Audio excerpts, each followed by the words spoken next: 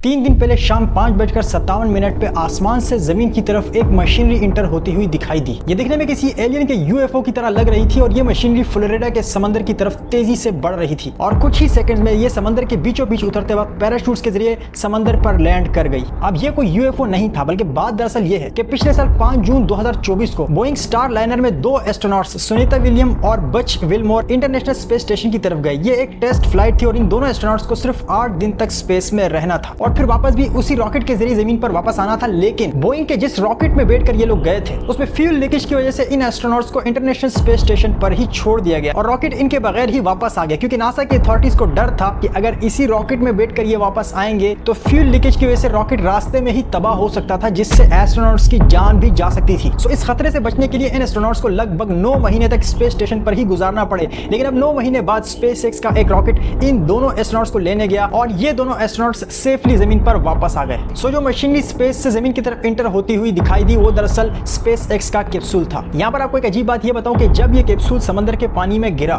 तो इसके बाद इसे फौरी तौर पर एक समुद्री शिप में ट्रांसफर किया गया। लेकिन तब इस कैरी मॉडल को यानी इस कैप्सूल को हाई प्रेशर पानी से अच्छी तरह से धोया गया, क्योंकि स्पेस से जमीन में इंटर होते वक्त और फिर समंदर में गिरने के दौरान इस पर ऐसा केमिकल भी लग सकता है जो इस कैप्सूल या फिर टीम के लिए खतरा बन सकता है। इसे धोने के बाद कैप्सूल के दरवाजे खोलकर टीम इस कैप्सूल में एंटर हुई और इन एस्ट्रोनॉट्स को एक स्ट्रेचर पर डालकर बाहर निकाला।